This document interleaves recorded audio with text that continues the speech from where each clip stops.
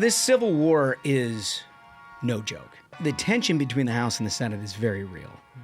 In the leadership of the same party, there is tension, but you also have to have a healthy respect in knowing that you don't know how best to whip the other person's caucus. You may have disagreements, you may think it's stupid, but they probably have a better idea of what their membership looks like than you do. Yeah. So you always lay off party leaders of your own party. I mean, you can talk in private, but you never make that public. Well, all that's out the window for the first time literally that I can remember. I really don't remember. The media is broken. For decades, big cable and legacy media filtered information to hide the truth. But thanks to podcasts like the one that you're listening to and new media around this country, the truth can break through, providing voices and views that legacy outlets we know well will not air. But big cable still has a major way of controlling information: access. They do this by limiting access to something called spectrum, the invisible airwaves that power affordable wireless internet, and by forcing you to keep their bundles, the old cable package bundle, keeping independent media out of reach. Trump and Republicans in Congress have a huge chance right now to get this right by making more spectrum available and breaking the big cable's stranglehold on your information. You got to tell your senator and your member of Congress to work with President Trump, sell more spectrum, and make sure that you can hear programs like the Ruthless Variety program. Ladies and gentlemen, your attention, please. Just a catching strays over here. You're in for a hell of a show. Keep the faith, hold the line, and own the libs. It's time for our main event. Welcome back to the Ruthless Variety program. I am Josh Holmes, along with Comfortably Smug, Michael, Duncan, John Ashbrook, left to right across your radio dial. At times like these, when your political opposition is imploding, and we've talked about this for a couple of weeks, you just sit back, you relax, you enjoy. One of the things we love to do on the Variety program is think about, things that irritate us. Not a lot that irritates me right now, other than just sort of the opposition being as they are. But it's nothing short of a civil war going on in the Democratic Party. And that's the thing is, we've got basically a lot of Democrat House members asking AOC to primary Schumer, straight up. Just being like, openly. They're like, primary Schumer, take him out. He's got to go. Right? It was so funny, dude, because we called it last week in their episode of exactly how all this would go down. Like literally to the T. If you go back to last Thursday and you listen to the show, we just described exactly what was about to happen. The Democrats heard it and they're like, okay, let's do it, guys. They're like, this sounds like a bad idea for us. Let's do it. My favorite part about it was we knew that Dem leadership in the Senate was going to blame Elon Musk and Doge and all this for why they actually had to vote. That's what they wound. Right. And then Schumer actually did it to camera on Twitter. And immediately 5,000 people are in his replies being like, we hate you. We're voting for AOC. The guy had to cancel his book tour. He did. And now AOC wants to primary him, and the only thing Schumer has is to say good luck finding another senator who can move and shake like this. and then also it gets even better because then over the weekend you've got former Arizona Senator Kyrsten Sinema just showing it's like you got a WWE wrestling match going and then the guy sneaks out and pulls a steel chair and just hits someone. That's Sinema right now. She's waiting on the outside of the ring with the steel chair, just clocking people, calling them out for I thought you said the filibuster was racist. Now you're for the filibuster. What's going on here? Look, the backstory is worth exploring on that, and we're going to get into all of this in a lot more detail. But the backstory of the Sinema thing is they basically ran her out of the United States Senate. She was the first Democrat that won a seriously contested race in Arizona in 40 years or something like that. She was the queen of the Democratic Party for a short 2 years, and then she looked around and she was like, maybe we shouldn't be totally crazy because we might not always have power. Maybe the filibuster is something that is worth preserving. And she was one of two, or Joe Manchin being the other, that voted against getting rid of the filibuster. Right. And the Democratic Party. She didn't even get to run in the primary. No. She had to take her hat out of the ring. She was like a Code Pink activist. She was a liberal left-wing person, and she wasn't far left enough for where the Democratic Party was at the time. So she's come for the receipts. Yes. So good. And they ran her out for precisely that issue, and then they went ahead and filibustered, at least the vast majority of the conference, filibustered a continuing resolution, which literally, I'm not kidding you, it's the Biden budget.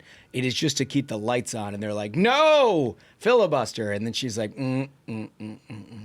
I got receipts on all of it. And she went through, she spent the weekend going through all of the people who had pledged and voted to eliminate the filibuster, who now saw it as a critical tool. Bro, she had spreadsheets. AOC kept trying to come back and reply to her, and then Cinema would keep coming back with screenshots. It's like, this is an amazing time to be a Republican and a conservative in this country, just watching them go after each other. They're in bad shape, buddy.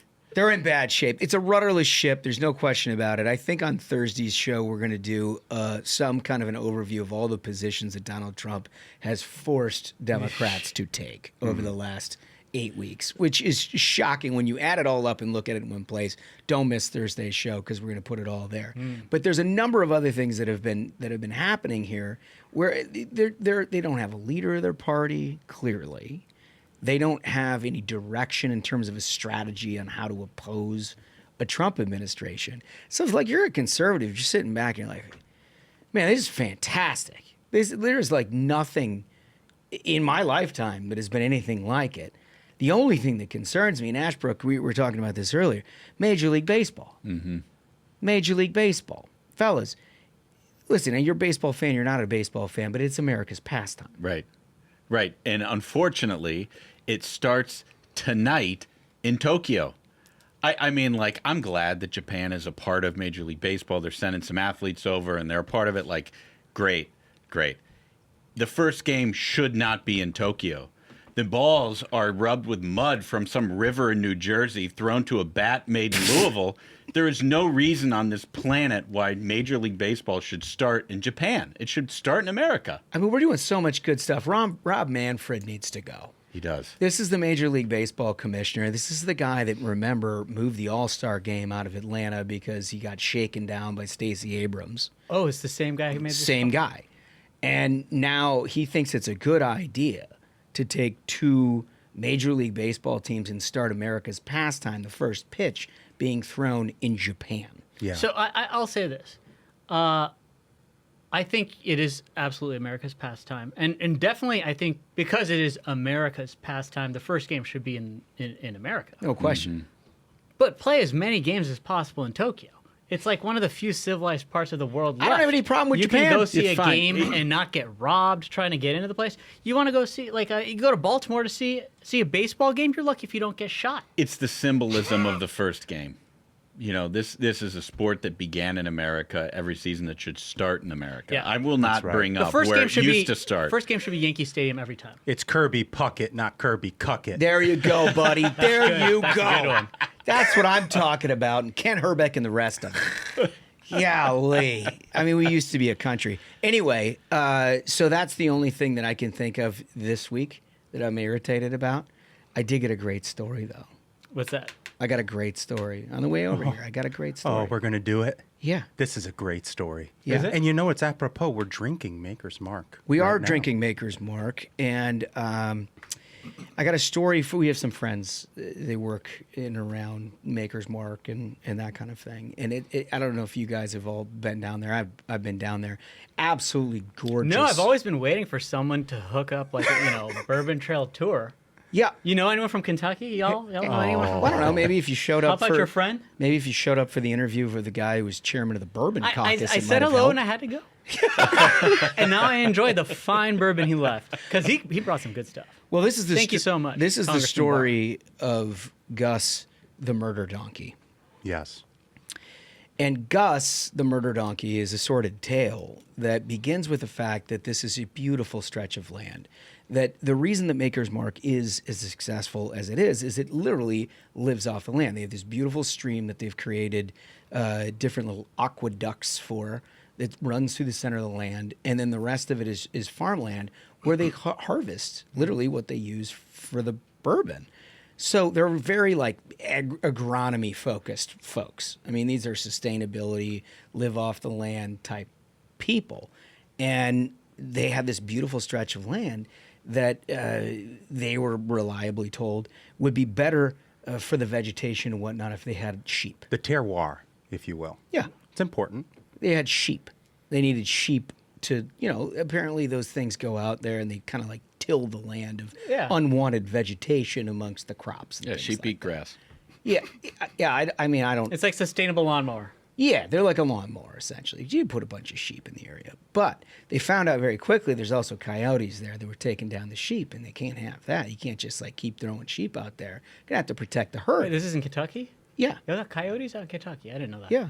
So, the first thing you do is you get a couple of shepherds, because they guard but they're not up all night. The dogs, they sleep or whatever.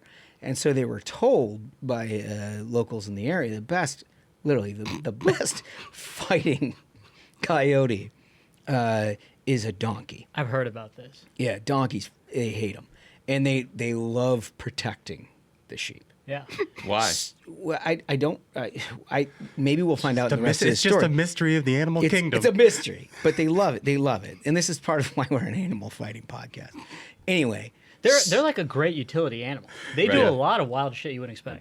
Donkeys care very much for sheep. Well, and they've got a hell of a hoof kick too. They also like when there's storms and such. You keep them in your horse barn. They calm the horses down. Yeah. Like they're also like therapists for horses. These things do a lot of work. They're a 5-tool player. They do. And apparently, what you're supposed to do is get almost a motherly like female donkey that comes in and just sort of takes care of the herd. They missed the gender specific portion of this, and so what they did is they brought in a male donkey, which at first was great, big old male donkey looking after the herd. His name was Gus, Gus the murder donkey, and what Gus did was initially like very well protective of the herd. Like they were like, this is really working out great. And one of the things they do at Maker's Mark is they have this beautiful setting where they have like bachelorette parties. They have weddings and stuff. Uh-huh. It is really one of the most picturesque places you're ever going to go. If you're going to go to any kind of bourbon distillery, make sure that's on your area because it is gorgeous. Yeah, the farmland and everything, it's gorgeous. So they had this bachelorette party that went out there. And they ushered the bachelorette party out to this sort of symposium area in the middle of the field with the sunset, and it's just gorgeous, whatever. And as soon as they get up there, Gus is having shall we say, an intimate experience, perhaps forcibly, with one of the sheep. With the sheep? Yeah. Yeah, Gus is hauling off. Gus, this is like an abomination to God. Right? Gus abused his position of power. Gus was there to protect. Gus let us down. Because in front of like these 12 women who were at a bachelorette party, Gus is literally banging the lights out of this sheep. And so like one of the farmers, obviously they can't have this. So one of the farmers runs out and is like scaring Gus off the sheep. And Gus jumps off and, sort of like takes a couple of steps back, legs akimbo, and is looking around. You can only imagine what Gus looks like in this particular moment. Probably whipping around the fifth leg. Like Gus is confused. Gus doesn't know what's happening. All they know is that Gus shouldn't have been doing that to that particular sheep. So Gus is kind of like looking around while the bachelorette party observes, and he makes a clippity-clop full sprint towards another sheep that he's seen in the herd, and immediately mounts it and starts banging the thing. Except this particular sheep has got some fight in her, and she starts kicking and bucking, throws Gus off, and Gus like stumbles, falls down, and like immediately gets. Has this donkey gotten into the product here? Is this guy just like at a bachelorette party, bourboned up, being like, I'm in the mood? He lost sight of his mission for sure. Yeah. But he stands up, and he's now been embarrassed in front of the 12 women, and he promptly stomps the sheep to death. No shit. Yeah. Holy cow. Gus the murder donkey. So therefore, That's how we got Gus the murder donkey. Is he still on the job? Nope, he was there for like 3 days. They got This is 3 days? They got him off of there. Now, what is the, I'm not a zoologist, but they're both hooved animals. Is it possible to have a half donkey, half sheep? No. Do you think that's I don't think physical? so. You don't think that's- John Ashbrook does not have a degree in animal husbandry. I am flummoxed as to how Ashbrook thinks that the hooves are the key between procreation. You never know. You just never know. They could be. You know? I mean, I guess like it's. He's like, giraffes, donkeys, host. Maybe it works, guys. So this I'll make it quick. This reminded me. I love watching documentaries on YouTube. I'm watching this documentary about this sad thing that happened in Colorado where they reintroduced the wolf. You're talking about protecting coyotes as well. Yeah. So they held an election, a vote, and they were like, should we allow wolves back in Colorado because they all got hunted away? Now there's so much farmland and such in Colorado, and they showed the voting, and it was like Denver and Boulder voted yes. Every other part of Colorado, all the rural areas, no, don't bring it back. But there were like 51% of these city dwellers voted to bring the wolves back. And they've been just fucking up all the livestock that these farmers have. But here's the thing is, it's not like you can shoot the thing because they're still a protected species. Oh, no. So they will fine them. They will put this person's family business out of business for You this just have to let it damn happen? wolf. You just have to let it happen. And like, it's because these idiot city people made this decision. Well, when you're endangered, they let you do it. That's so like secretly, if you can kill these wolves in Colorado, I say do it. Well, I have a new mission. I say do it. I They're have horrible. I have a new mission for Gus the murder donkey. Let's get Bingo. Murder Donkey Let's out send there. him out to Colorado. Send him to Great Colorado. idea. I'd love to see the Murder Donkey, Gus the Murder Donkey, versus this wolf population and see what happens. Because something tells me that those wolves, they think they're going to have an edge. I'm not sure. About that. Yeah. Gus is not to be trifled with, as everyone has found out. But if it's illegal, killed the sheep. My God. If it's illegal, the cops in Colorado are going to handcuff his hooves behind his tail. All right, so listen, we're going to get back to politics here in a minute. I want to take a short break, but when we come back, it's the Democratic Civil War like you've never seen. There's clips, laughs, a lot of fun right after this. To go further, you need to be ready for what's down the road. As energy demand continues to rise, we're harnessing breakthrough innovations to increase production in the Gulf of America. Our latest deepwater development, Anchor, produces previously inaccessible oil and natural gas, allowing us to deliver the energy we all need today so everyone can follow their own road. That's energy in progress. Okay, so this Civil War is no joke. We've seen it before in some ways where Democrats have sort of lost their view of things. But in the modern culture, it's basically been a progressive, ever since Obama. It's been just a progressive leftist thing where they all follow the leader. No such thing as a moderate Democrat anymore. They're just all kind of the same. But when they're stuck between just clearly idiotic positions and the progressive left, like there's a few of them that are like, do we want to take the cyanide pill? Like they just ask the question, do we want to take the cyanide pill? And they're like, yes, you dumb shit. We take cyanide pills around here. And so there's become this debate. And you've seen the progressive left become the dominant force of pushback, media consumption, and some of these things you won't believe. Because like when I was in leadership offices, that the tension between the House and the Senate is very real. In the leadership of the same party, there is tension. But you also have to have a healthy respect in knowing that you don't know how best to whip the other person's caucus. You may have disagreements.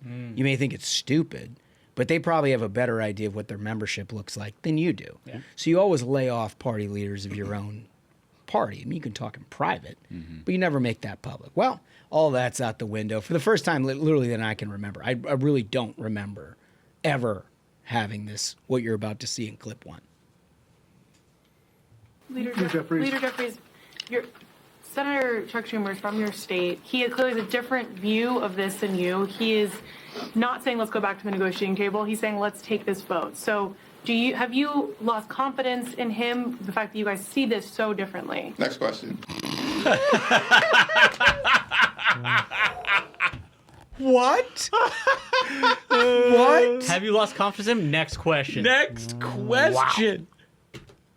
it doesn't take a lot to be like, I don't know. My sense is that he probably understands his conference better than I do. We're all trying to work towards the same goals here. I may disagree with this one, but we've got a lot of things that we need to accomplish here. None of that. No. They're in a bad way. Next question. Yeah. And he knows the backdrop of this is what you were talking about with AOC. I mean, this is such a toxic situation they're in that imagine how bad it is in private. That publicly they're like that. It must be hell. I think the only thing that comes close to it, Smug, is where Democrats found themselves after that disastrous Biden debate performance. Yeah. Where it started to leak out in public, and you had Nancy Pelosi being like, we don't know if this was an incident or a condition. Like an endemic issue. Right? And that's what this sort of feels like. Yeah. Where it's like, it takes so little to tamp down the media talk about whether you have faith in Chuck Schumer. Yeah. And you couldn't do the bare minimum. But in the Biden debate moment, they had an excuse. They had a brain-dead president who the media was protecting, but he was brain-dead. This is all Democrats have on full display for the American people, and they still can't get it right. They can't do it. All they have to do is sort of bandy about what is a strategically good, unifying opposition to everything, which is what they don't have to pass a damn thing. They don't have to do anything. They have no responsibility. All they have to do is come up with a message that basically unifies everybody. And they're like, nah, let's depose our leaders. Let's go like a level below this. When you get this at the leadership level, you also have this downstream. Let's enter Jasmine Crockett, one of our favorites here in clip 2. Last week, you were one of those who participated in a Choose Your Fighter video. It got some criticism online, including Democratic Senator John Fetterman called it bizarre and reportedly mocked it in the Senate hallway. I will say that your punching looked better than some of your colleagues. Fetterman has been criticizing your party for undignified antics and a sad cavalcade of cell phones during the president's address to Congress. What's your response to Senator Fetterman? He's not the one to talk about anything. I mean, this is a guy that doesn't seemingly want to own a suit. I'm not really sure. But I don't show up in hoodies when I'm going on the floor. Fight. So good. I actually, you know what? I mean, look, Fetterman's 100% right. And like nowadays, I feel like more than 50% right on the stuff that he's talking about, which is wild in and of itself. But if you're going to come at him, that's a hilarious way to come. He's like, does he own a suit? I don't know if he owns a suit. Lecture me about decorum. Yeah, lecture me about decorum. Suitless. Here's something I'm curious about. When did Jasmine Crockett arrive to the House? Because it feels like after Inauguration Day, she's like number 3 Democrat I see the most. Yeah. Like she just stole the AOC thunder. She did. She's the new AOC. Yeah, she's like the most vocal in public at this point. Well, she also happens to be easily the most like she's got a most media-friendly personality. Well, so that's what I was going to true. get to here is I think we've seen a lot of her because the media wants us to see a lot of her. I think they know one of the biggest vulnerabilities of the Democrats is that they lost the presidency and the Senate and the House, and they changed nothing. Yeah, I know. Yeah. Same leader in the House, same leader in the Senate. You know what I mean? It's like the same, loser fest over at the DNC. That's a really good point. And so the media sort of does the work of the Democratic Party for them in that, like, they're the scout, team. And they're out there finding, like, the next AOC for the Democrats. This ought to work. This lady. It's so true because it's also based in one of the fundamental rules of the Ruthless Podcast that the media only attacks Democrats when it benefits another Democrat. So they must think that helping Jasmine Crockett helps their party in some way. Right. Yeah, and look, just to wrap this whole segment up, and we're going to get to more of this in the fallout of Schumer and everything else and more Democrats. But, I mean, the reason that this happened, in case you didn't follow the news on Friday and throughout the weekend, is that they actively threatened, Chuck Schumer did on Thursday of last week, Wednesday night, I guess, that they were going to shut the government down. And it was over like a budget that had been passed by including all of the Democrats who voted against it. They had wanted to pass this into March, and then they were going to say, well, our strong moment here is we want 30 days, not another 6 months. Like, there was no articulated reason. They didn't say, well, we disagree with this policy, or we want this policy. I mean, there was nothing benefiting the American people. They could have picked anything, right? Like, that's the thing. And the media criticized them for this as well. It's like, you could have picked one thing that is super popular and say, or lie or whatever, and be like, Trump's going to cut X. We demand that you say X is important, before we agree to pass this. There was no actual ask in this. It was just they couldn't nothing. even lie. Yeah. They weren't even capable of it. It's the laziest Dem move ever. Yeah, right. I know. Like, just at least lie to me.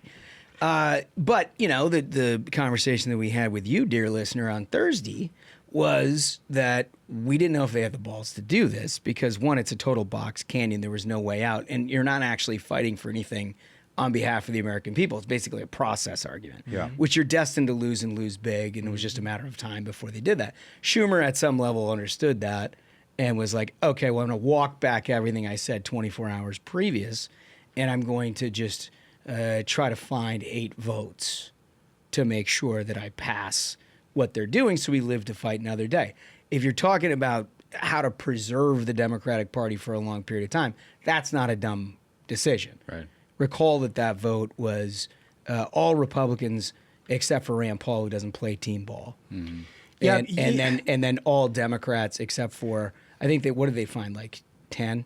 Something like that. Democrats to take it off their plate. And but it was smart. It was smart to walk it back if you're Chuck Schumer, but you put yourself in this position in the first place. That's the thing. Yes. It's like getting that far out over your skis. Which is why we did the show. Right. That's why we did the show on Thursday. Like, doing that was just so wild and does not express a lot of confidence in your ability to actually govern. It's like, that what are you caucus. thinking? Like, if you actually do that early, walk out over your skis, and then have to bring it back 24 hours later, like, you don't feel that confident in your position as leader. It's like, you don't pull your gun out if you're not willing to shoot. Yeah. And they waved her around hoping to get the job done, and no one took him serious. Mm-hmm. So people are all fired up about Chuck Schumer. We've got AOC clips. We've got Democratic poll numbers, which are like the absolute basement. You're going to stick around for that. But we also have an important announcement. Fellas. Yes. It is the 5th annual Hack Madness tournament. Oh, yeah. It is going to happen this week. It is going live on Saturday. Special. For those of you who are new to the program, this is where we pick 64 of the biggest hack journalists in all of government politics coverage. We seed them 1 through 16 in 4 brackets. I think we have a couple of play-ins. Play-in games. Yeah, as one does in March Madness. Well, it's serious. Yeah, it's serious. And then we vote. And explain to the listeners, Smug, exactly how this thing works. Sure. So it's the 5th annual now. Wow. Yeah, 5th. Like Holmes said, we pick 64 plus the play-ins of the biggest hacks in media, folks. This is the time of the year you hold them accountable. And then on my Twitter or X profile, x.com/comfortablysmug, I will have it pinned, and then you vote. Vote for each game, each matchup of these 64 hacks. You and it's a Twitter poll, right? Mm-hmm. It's a Twitter poll. It's an X poll. And then you vote who advances. And it's just like March Madness. It eventually goes down to 32, 16, 4, 2, until there's finally one biggest hack of the year. We've had previous champions like Brian Stelter, Jen Rubin. Oh, yeah. Yeah, it's Taylor Lawrence. Yeah, in a brand new media environment under Trump 2.0, you and have so many have brand been new, run out. Exactly. There's no guarantee that Jen Rubin is going to win again. I mean, we've had over 10 million votes cast in this thing. Like, it takes on a life of itself. So if you're new around here, get involved, and you're going to want to see the selection show. You're going to want to see it. It goes live on Saturday, a regular Thursday show, but then a special offering on Saturday, which will give you your full brackets. Voting begins almost immediately. Can't wait for that. It's one of the most fun things we do here on Ruthless. We're going to get to more of the Dem Civil War right after this. Hardworking Americans know when it's time to roll up our sleeves and get the job done. Now is the time to unleash our nation's energy to create jobs, secure our future, and make life better, more affordable, and full of opportunity for all Americans. That's the power of America's oil and natural gas. Learn more at lightsonenergy.org. Paid for by the American Petroleum Institute. All right, so, it's one thing for Democrats to openly question whether their leaders should be leaders. It comes with the territory, this is a tumultuous time to be a lib. And they're focused on that. AOC, because she's from New York, and Chuck Schumer's from New York, is taking this a step further in the sort of interesting. There was a couple of years ago where maybe she would primary Chuck Schumer. Well, that's arisen again. People are talking about it in a very real way. She's a chance to cool all that off and just say, hey, let's move forward as a party. There's very important things for us to accomplish. What does she do? Clip 3.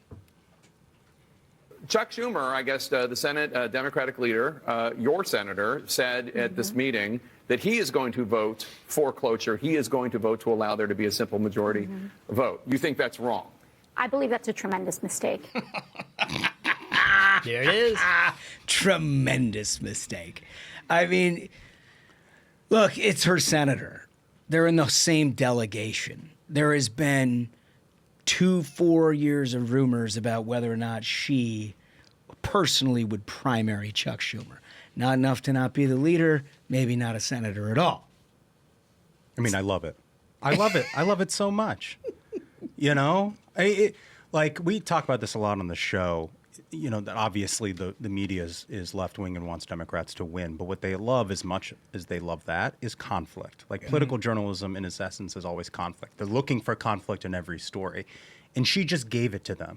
And so I hope this whole story arc lasts the next 2 weeks. Well, they also love the left, and they know in a state like New York that the Democrat is going to win. So here's their chance to move Democrats even further to the left than they already are, and supporting somebody like AOC. Well, the American people have had a good look at all of this, and they've seen what Democrats have come out for over the last 8 weeks, and this little parade that they've had over last weekend, and they have some results. Graphic 1, please. 29% favorable. 29. This is a party that not long ago was over 50. Yeah. And from a registration standpoint, has always had an advantage over Republicans. I know we're going to get into this more on Thursday's show, but I just wonder, call me crazy, but do you think fighting for LeBron to be able to play in the WNBA has anything to do with that? Do you think that for trying to force the Trendiragua terrorist gang Turn to the come plane back around. to America? Bring them back. You think that has anything to do with it? Maybe the college kid threatening Jewish kids on campus and, I don't know, using all the talking points of Hamas has something to do with that. And inviting Hamas to speak at campus. It's just, they have really found themselves. We'll get into this on Thursday's episode. But issue after issue, Democrats are hell-bent on picking the side that 80% of Americans are against. Yeah. They want to pick every horrible fight possible and just go after it. It's unreal what they're doing. It's the byproduct of Trump derangement syndrome. Yeah. Right. Is that, a healthy political party looks at a wide range of issues and finds areas where the party in charge is underserving the American people. They become a topic of discussion at some point. They really seize on it and they push it. Problem with these guys is that anything that Donald Trump says he's for, they say that they're against. Right. And they now have a president that's 8 weeks in who's been like, I don't know, I think deporting terrorists is a good idea. And they're like, that's unconstitutional. It's crazy. I think that having murderous illegal aliens in this country is something we ought to end, and we should get them out of here. And they're like, there's constitutional problems with that. Yeah. Listen, I think it's also a byproduct of a fawning mainstream media. When Democrats can do no wrong in the eyes of the mainstream media, and when the mainstream media is completely staffed by Democrats, those organizations turn into mini DNC NGOs, basically. And so every single one of those news outlets is having a conversation that is the same conversation that's happening at the DNC. Are we left-wing enough? And so you have all of these elected Democrats who are trying to pander to the left wing because the only opinion that matters for them is the mainstream media. But like Democratic voters don't even agree with the Democratic Party at this point. You know how low the approval has to be for it to be 29? They're losing majority of Democrats. The Democratic Party's favorable is underwater with Democrats. Like, think about that. I heard to your point earlier, Ashbrook, I heard a question in the briefing on Monday about these, deporting these Tren de Aragua or whatever. The Venezuelan criminals. The question was, okay, so outside of some tattoos and maybe being in the wrong place at the wrong time, how do you know that they're members of this cartel?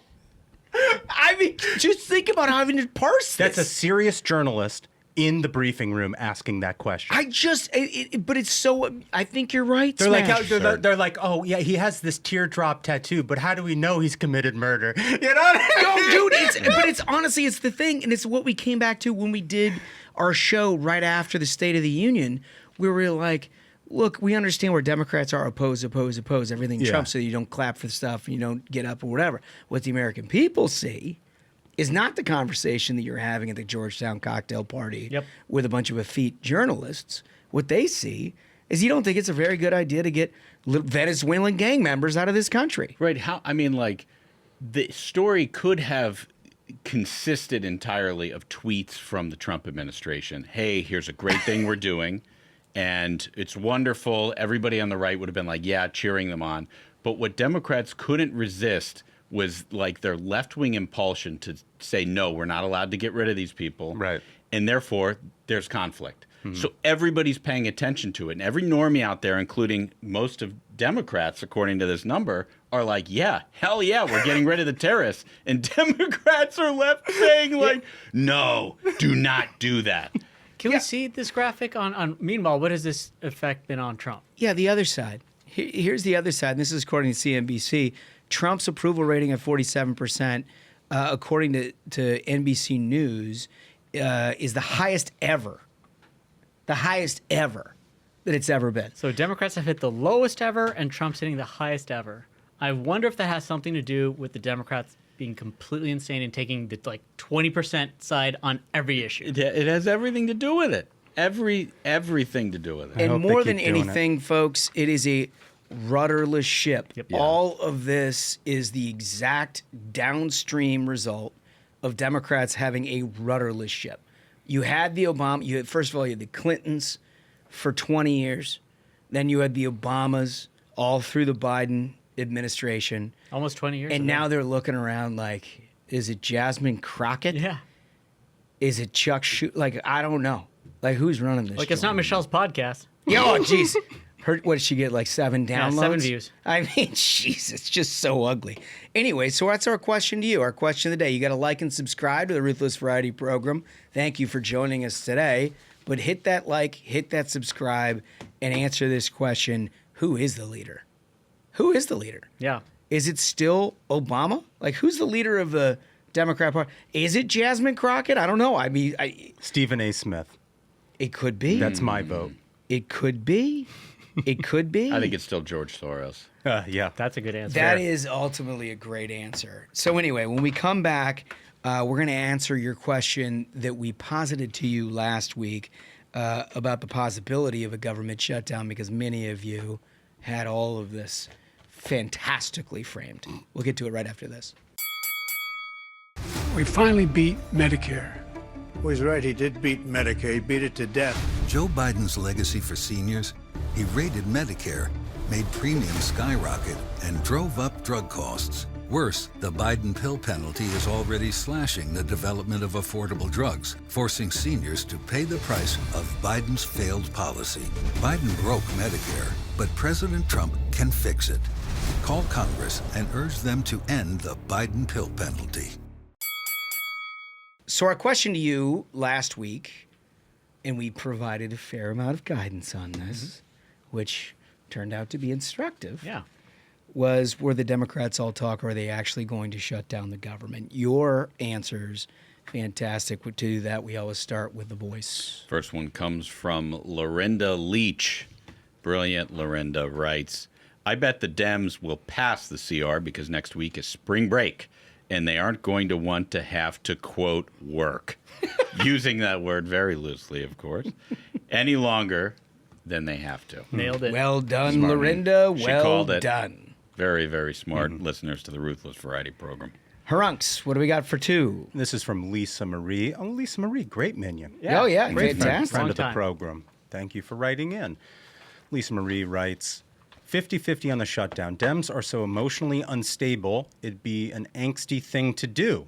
But it's so pointless, and it only takes a few to wake up from their self-indulged fanfic horrors to avoid it. There it is. I mean, that's them in a nutshell. Yep.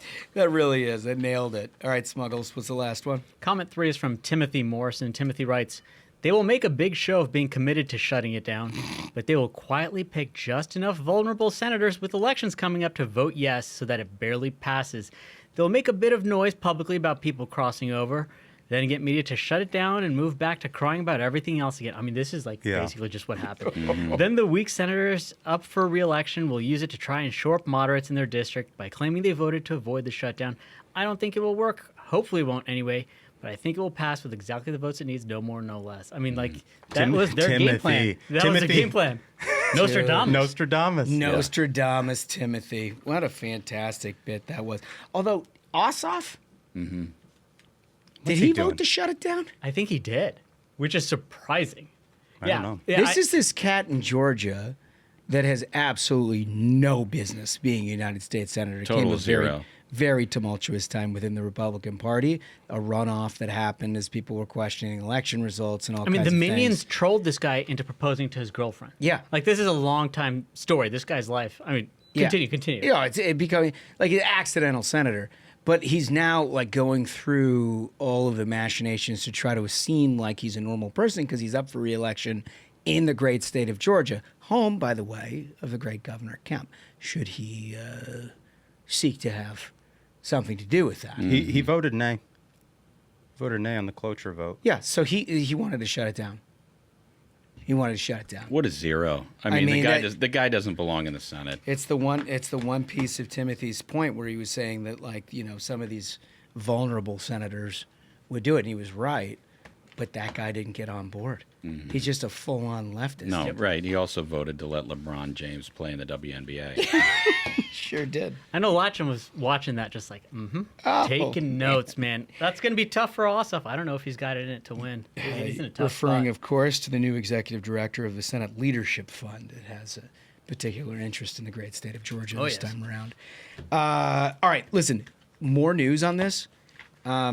We're not stopping here. One of the reasons that we've kind of gotten to a little bit in our discussion about why these guys are so unpopular is what they're doing. And one of the things that came out over the weekend, Trump, this is the way that the media frames it, is Trump defies judge, deports Venezuelan gang members.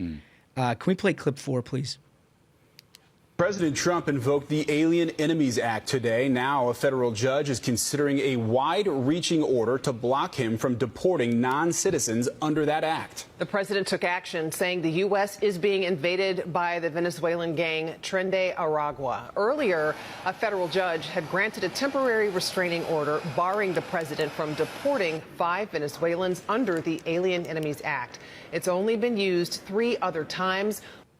Yeah, well, all that notwithstanding, you got the news. Let's hear the other side of this story. Clip 5, please. I can tell you this, these were bad people. That was a bad group of, as I say, hombres. That was a bad group. Yeah. When you look at them and you look at the crimes that they've committed, you take a look. You don't get any tougher, you don't get worse than that.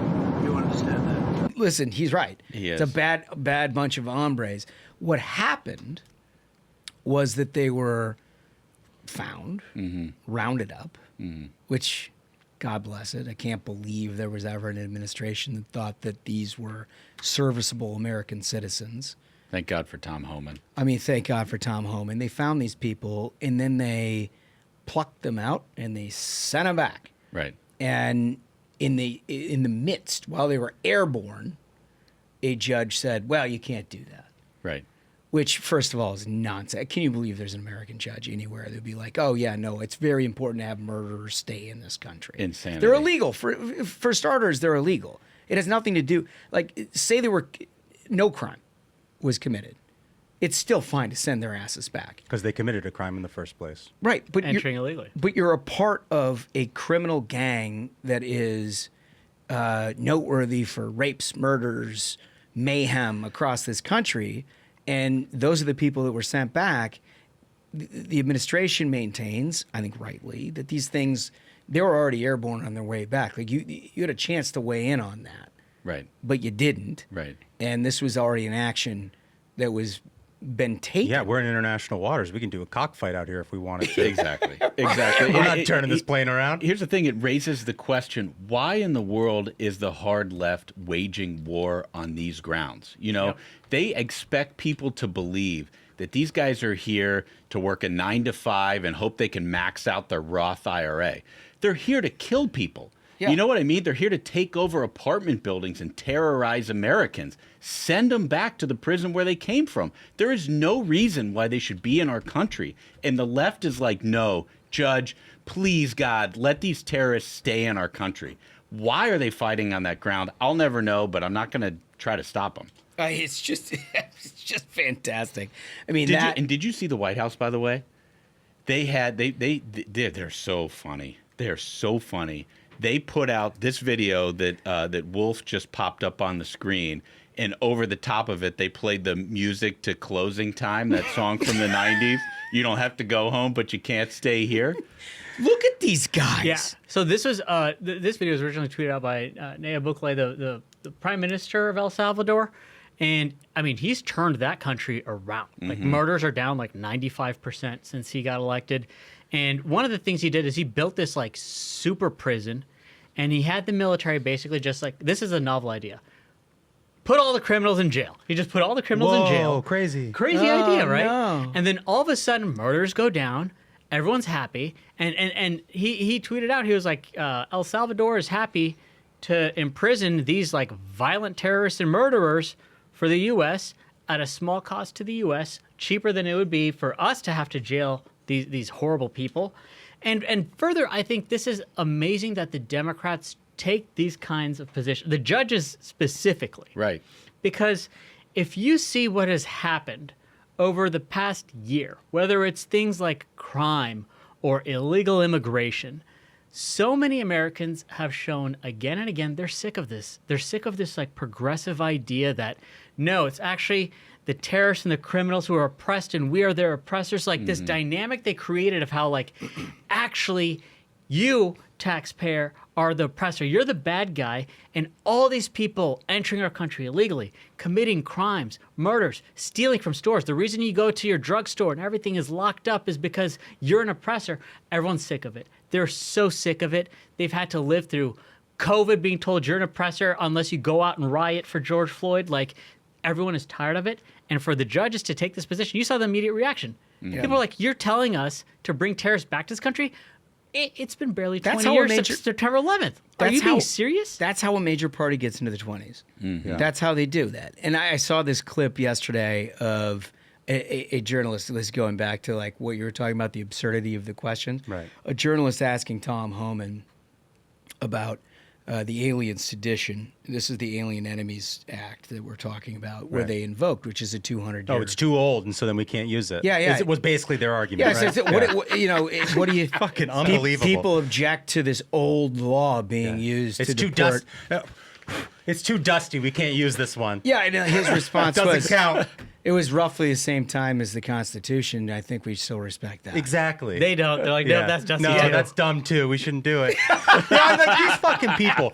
And here's the thing, Smug, I agree with you on all that stuff. It's crazy that they're so ideologically conditioned by all this George Soros money and these fucking prosecutors let people out of prison that this is apparently what they believe in. I don't think they actually believe it.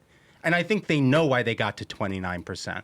I think the one thing that supersedes all of it, the ideology and everything, is this compulsive need to oppose everything that Donald Trump does. Yes. You know, and so This they is just the can't Trump help themselves. derangement. And it's the same thing as the CR, dude. It's like Yeah. they didn't actually have an objection. They didn't go to a single thing and be like, this is what we want to fight for the American people. He's just doing it. They didn't give a shit. Donald Trump's doing it. I want to be against it. Oh, Donald Trump's getting rid of violent criminals and deporting them. I'm against it. It's just a knee-jerk, reaction that they have to do. Otherwise, what is it you say you do here? Well, I do think there's a lot of truth to that, but man, I think that the left is so powerful in that party. And Yeah. that George Soros and Hans-Borg Weiss and all of these people who hate our country and want to see it fall apart are more than happy to fund these people and let our country fall apart. Let's get that number lower. Yeah, 29 is not low enough. Do it. They're on the way. Yeah. Wait till they oppose tax relief for working Americans, Yeah. because that's on its way. Yeah, That's right. All these other things, all of a sudden they became free traders, by the way. Which is it's You just know what I mean? incredible. I can't wait to hear them defend taxes on tips. It'd be so funny. It's just going to be so good. Yeah. It's fantastic. So anyway, I think the one thing that we can do here, fellas, to try to put a bow on what is just a brutal time for the libs, is to play a game of Dem or Journo. Yes. Oh, great idea. Should we? Yeah. Do you want to do a quick recap of what this game is, Dunks, for our new listeners? For our new listeners and viewers, of which there are many, Dem or Journo is a really fun game to play, particularly around like huge media stories where there's just so many takes. There's so much content out there from Democrats and from Democrats masquerading as journalists. And this game is, I read 4 statements, 3 of which have been made by journalists, 1 by a Democrat, and my colleagues here have to pick who is the Democrat. It's a very difficult one to pick. One of the hardest games that we play. We generally do it in our live performances because it's just a real crowd crowds pleaser. love getting in it. It's a crowd pleaser. But I think we should hit that music. Let's hit it. Dem or Journo, Dem or Journo, Dem or Journo, Dem or Journo, Dem or Journo, Dem or Journo, Dem or Journo. Nobody knows. Still too long. Nobody knows. We always talk about the stanzas being too long, but what I want to draw attention to is the final line. Nobody knows. Nobody knows. And for the last 2 decades in this country, you don't know who's writing the story, whether it's a Democrat or a journo. And that's the beauty of this game. It's so good. All right, what do we got here, Duncan? Spaghetti, get Exhibit 1. Got to take notes in this game. A true leader would use this as a moment to showcase why he should remain majority leader, meaning Schumer, obviously. Explain the decision he made and showcase a plan going forward. His canceling a book tour rather than facing Democrats and being proactive is part of his problem. Wow, that could be a Dem. I mean, it is trying to diagnose a issue within their party. Also, it could be a journo because they're too dumb to know what a majority leader is. Yeah. He's the minority leader, but we'll continue. Yeah, that's fair. Exhibit number 2. Democrats have decided to embrace the rollover and play dead strategy. Schumer says a shutdown would have been a distraction from damage Trump is causing and allow him and Musk to wreak even more havoc. This is not a surprise if you've been paying attention. Oh my God. This is good. It's why this game is so tough, That is because insane. those both sound like Democrat operatives. And you saw journos like almost goading Dems to be like, shut this shit down. Oh, man. Okay. All right. Exhibit number 3, please. The party's base is right to be angry at Chuck Schumer, but the country's fate hinges on the fight against Donald Trump and Elon Musk. Oh, my God. Okay, wow. Oh, my God. That, I mean, dude, come on. That's it. So many of these, I mean, every one sounds like it should be a Dem activist. Not a single one should be journalist. Nobody knows. Nobody knows. Exhibit number 4, please. People keep telling me that I don't get it. They just want to see the Democrats fight harder. But I totally do get that. The desire is for Democrats to take expressive action. Most of the caucus agrees with that. And Schumer is being responsible. Okay. I've got. Those are our 4. Listen, we like to talk these things through before we get a little bit into it. Mm-hmm. I think that last one, in my view, is a perfect encapsulation of a journo. Yeah, I'm agreeing. The last one, number 4? Yeah, because in my view, there is nothing that is a journalist that is not an establishment Democrat. Right. That's what they are. That's what, you know, there are some journos that are activists. You get the Harwoods of the world and all those folks who like to advocate for an outcome. But most journos find themselves in just protecting the Democratic Party. Like all the journos who defended Joe Biden, even though he had dementia. That's an establishment. And then he went on national television, his brain melted, and then they were like, I'm shocked. Yeah. I never saw this coming. That's right. what an establishment Democrat is. In the final clause of that final sentence in number 4 sounded to me like a journo protecting their beat. And Schumer is being responsible. Yeah, that's how you get an interview in with the minority leader in the United States Senate. Wrap a bow on number 4?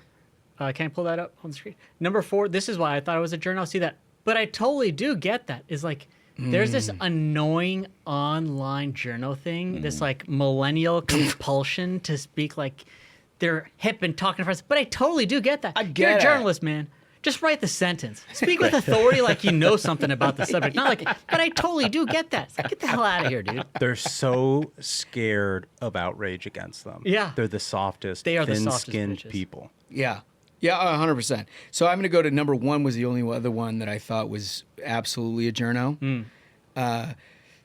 This is a true leader, yada, has canceled the book tour rather than face Democrats as being proactive is part of the problem.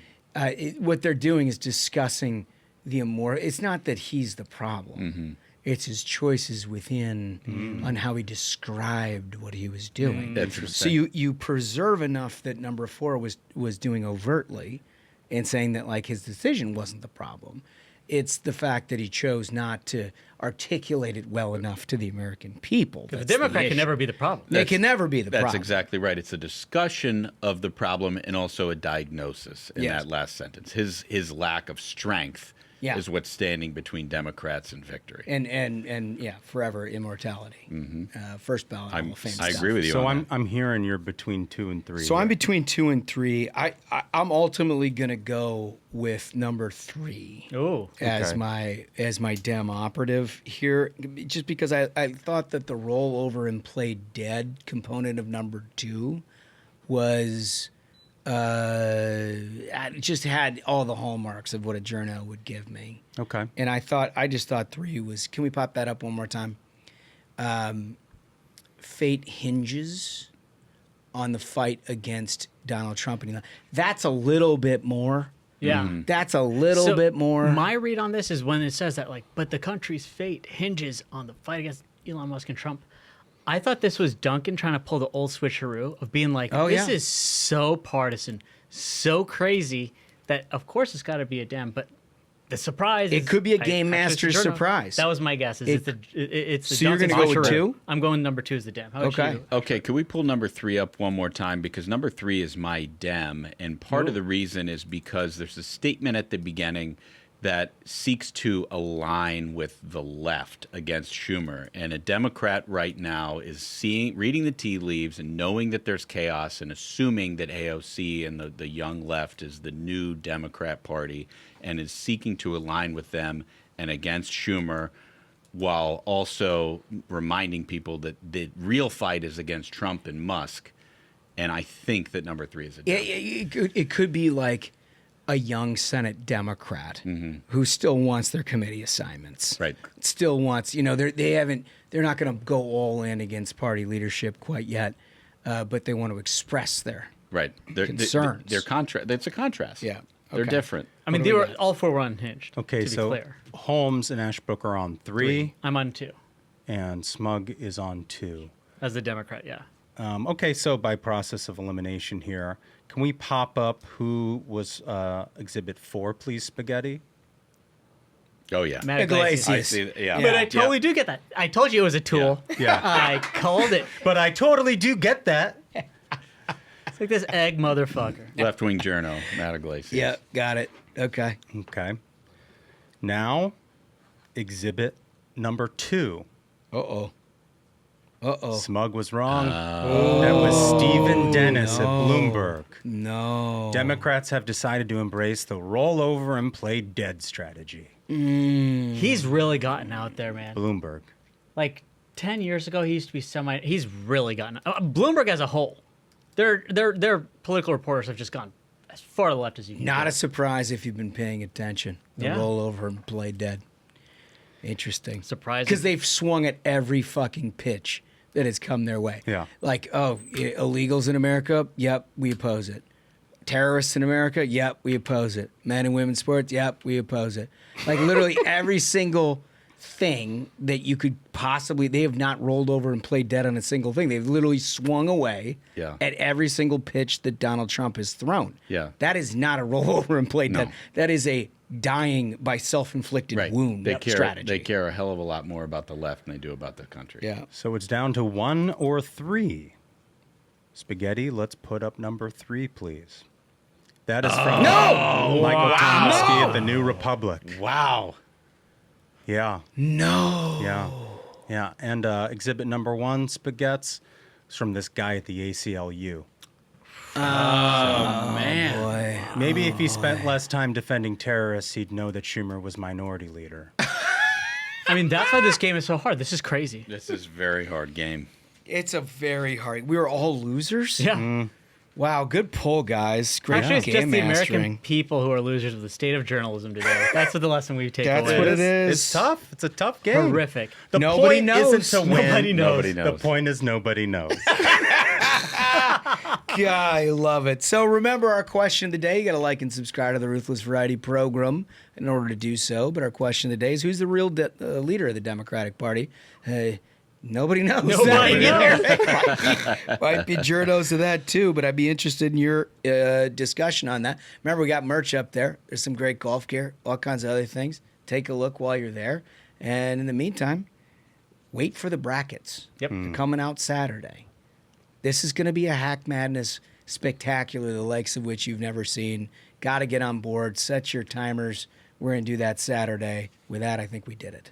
I think so. Absolute banger of an episode. Gentlemen, thank you so much to the Minions. We love to see our YouTube numbers go up. Like and subscribe if you have not yet, and send it to a friend and make sure they do too. So, until next time, Minions, keep the faith, hold the line, and own the libs. We'll see you Thursday. Stay ruthless.